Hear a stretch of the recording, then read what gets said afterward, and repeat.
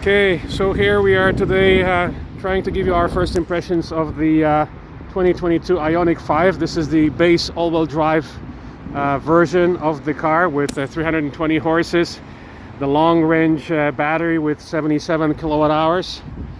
I'm not sure what the state of charge of this one is. By the way, we're at Western Hyundai at the corner of Kipling and Queensway. They have quite a few in stock of various colors. Then there's a light gray one. This is a dark gray one. There's a light blue one over there, and there's a black one in the back, and a few others. So they have both rear-wheel drive and all-wheel drive available for immediate delivery. And here's the dealership.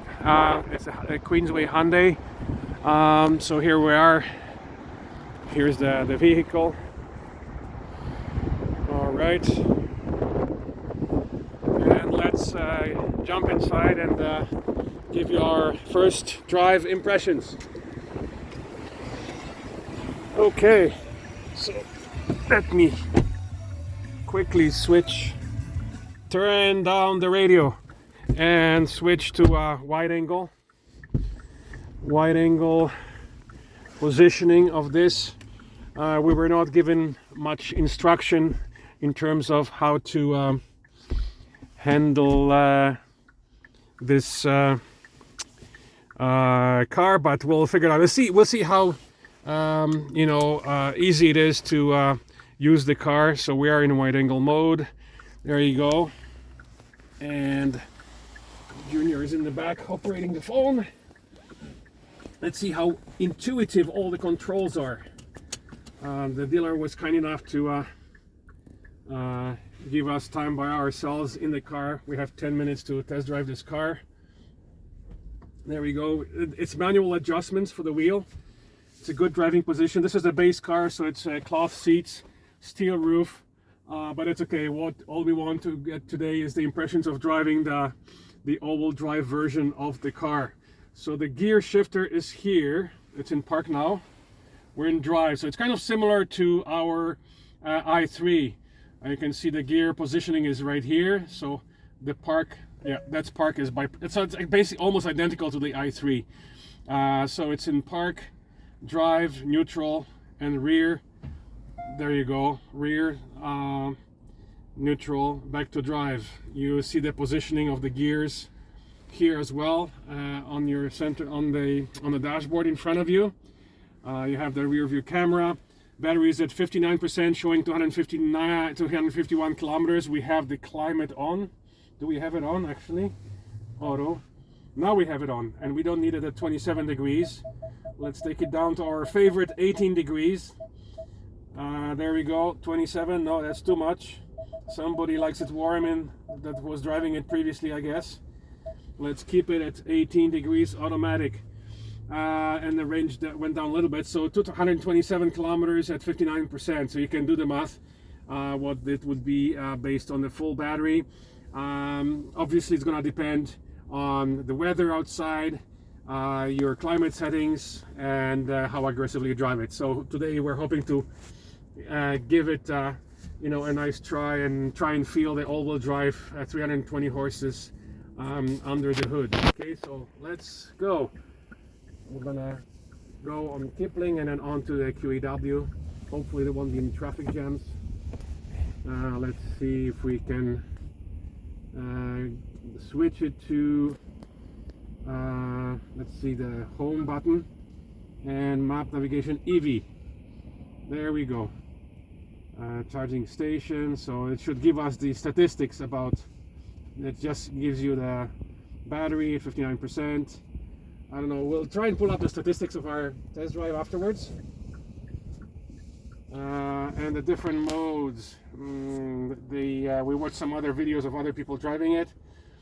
In order to use all-wheel drive, you have to switch to sport mode. Otherwise, in eco mode, it only operates as rear-wheel drive.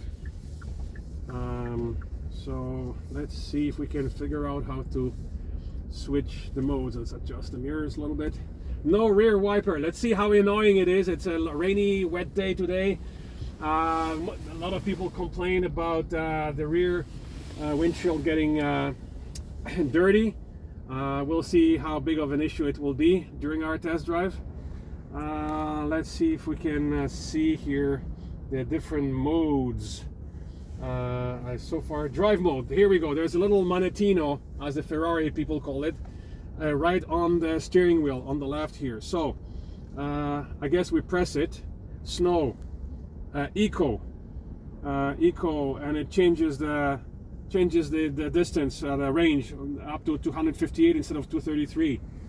Okay, normal and sport. Now we're in sport. We went down to 219 kilometers left, or 243 with the climate off. It actually tells you right away with the climate, with and without climate. There's 23 kilometers a difference. So it's kind of neat, you know, how it shows you your estimated range left. It's very neat.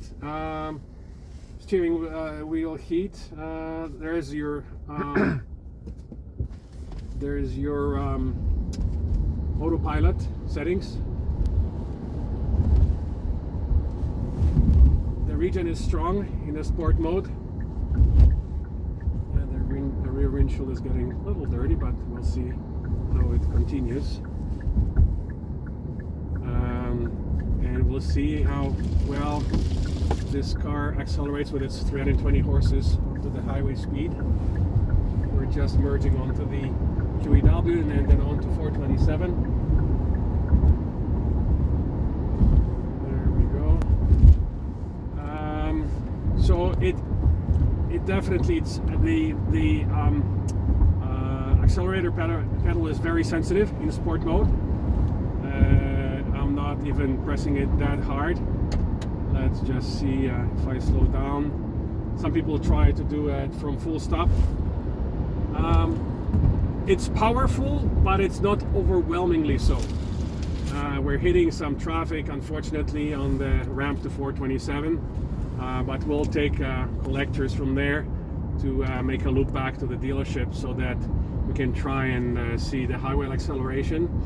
So again, I share the opinion of some of the other channels that reviewed it recently, that it's not the acceleration and the power is not overwhelming. It's very calm, and there seems to be like a second lag from the moment you press down the accelerator hard until it actually reacts to the pedal. So still a very nicely powerful car. So the stats are, with the 320 horses all-wheel drive powertrain in this car, you will be getting around 5 seconds to 100 acceleration, which is in line with our Audi e-tron.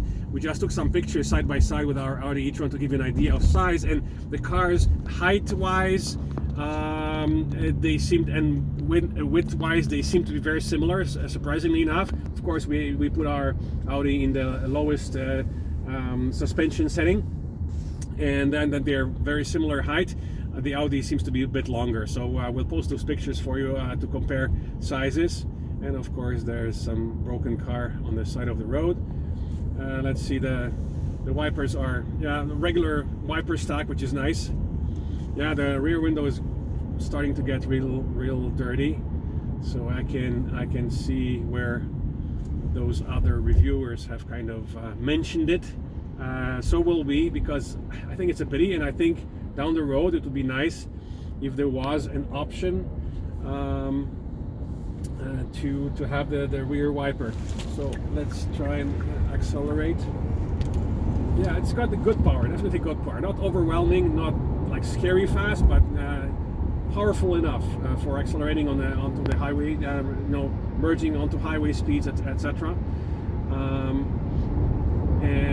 So most people will find it very satisfying. Of course, if you go for the upgraded model, it comes in a few different trims. Of course, you'll have the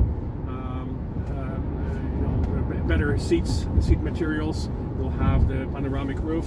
So we'll try and take some pictures of the upgraded version, which they have sitting in their lot. But at least this way we have, and so in terms of the pricing, of course, that it's been announced. The rear-wheel drive along, low range or base range model starts at 45, and then it goes to 55 for a long-range all-wheel drive. So, and of course you can go up from there once you start adding options. So between 45 and 55, depending on the model, it's a good pricing. It qualifies for the 5,000 federal rebate. Of course, our province doesn't have additional rebates, but Quebec and BC do get additional provincial rebates on top of that. So here we are getting off the highway. We'll try and accelerate again in a second. We can't do it here because it's a 40 zone, so we're gonna drive down. So what you can see here is that depending on the mode, the colors on your dashboard change as well. So because we're in sport, it's in red. If we change it to eco, now all of a sudden it's in blue, and the car reacts completely differently, just like any other EV. When you're in eco mode, the accelerator is not that sensitive to your pressing it down, of course. And here we are again. So we're gonna try and here's a Model Y in black and white in front of us. So this is the eco mode, and then let's see what color will be the dashboard when we put it in standard. Normal, it's just plain white. So it's red in sport, kind of makes sense, blue in eco, and then in normal it's just pure white display in front of you. So let's again in sport. You can put in hold mode and in snow mode as well. So but the all-wheel drive we're using now, so let's, basically the reason why we took the all-wheel drive is that I think most people in Canada will opt for the all-wheel drive, not because necessarily of the power, but because of the snow. And a lot of the reviewers who drove this car in the snow said that it's fantastic. It handles very well in the snow. Some of the other reviewers observed that the steering is kind of the car wobbles a lot, and the steering is kind of soft, and it is, even in sport mode, it seems to be quite soft. So we're gonna try and again accelerate here. Yeah, no, it's good, but it for some reason doesn't have the same oomph as our Audi e-tron and of course the Tesla. But Tesla has, in an all-wheel drive format, it has a little bit more horsepower, and the acceleration is much more violent. So it's just at accelerator settings. I think they may offer some software upgrades to change the feel of the car, down the road. And so we're gonna head back to the dealership now and take it back on the highway. There's a lot of stuff in the trunk, probably cables and stuff, so every time I accelerate you can hear it rattling around the back of the car. So we're going to show you the trunk to see how it's organized and where the cables are stored. Nice and quiet, the cabin, very little of the road noise being transmitted from tires and from the road, except for the rattle of the loose stuff in the trunk. And here we're accelerating to the highway speed.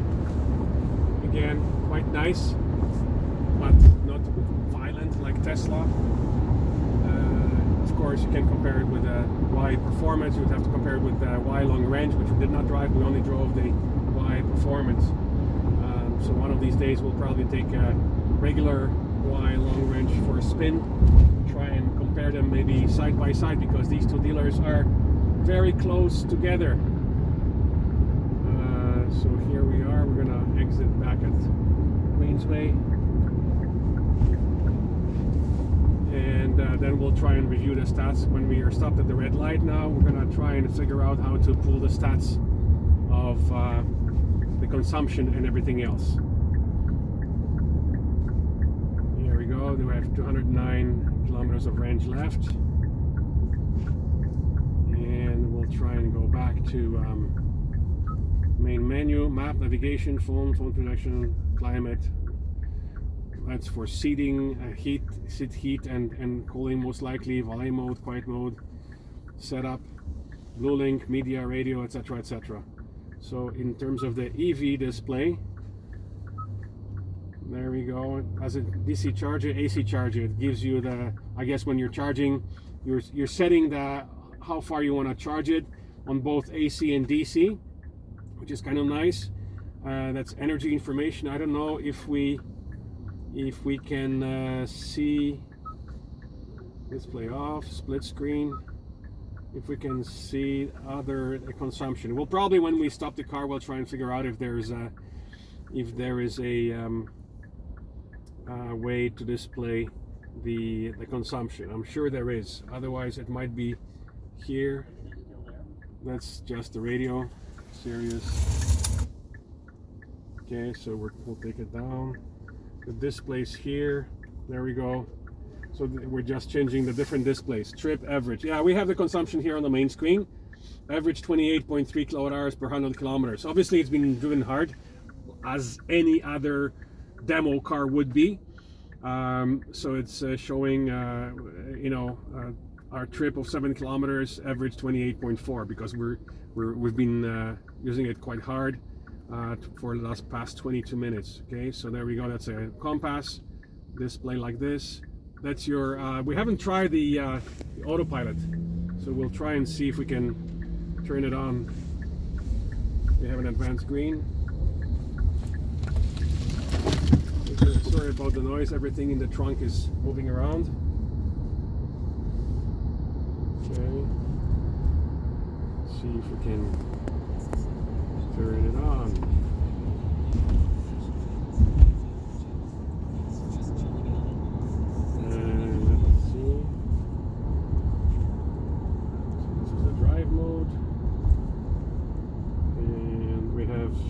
There we go. Adaptive cruise is on, and it senses the car in front of us. You can see the display of how it views the other cars, and it automatically follows the traffic behind us. And there we go. We set the speed at the speed limit. And it's following. Let me just see if we can get it to steer as well.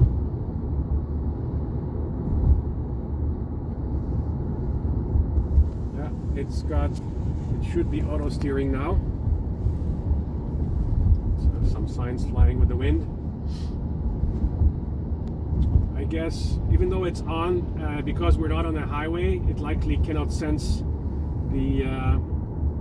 I don't feel it. It's correcting. Yeah, it's correcting. So it's more of a bounce back from the lane. So it's more kind of a lane keep assist, not an auto steer. So perhaps the full auto steer is an option that we'll have to explore. We'll let you know what the full list of options is for these cars.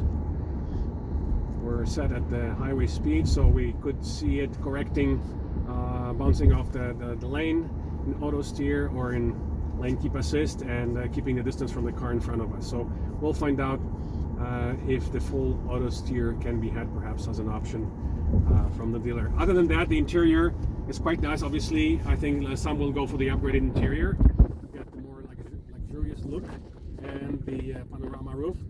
The regen is in sport mode is very strong. It does not seem to come to the full stop, so you have to apply the brakes. There is, from the reviewers, we know that there is a one pedal mode. Let's see if we can, which should bring us to a full stop. It probably has to be done through the menus.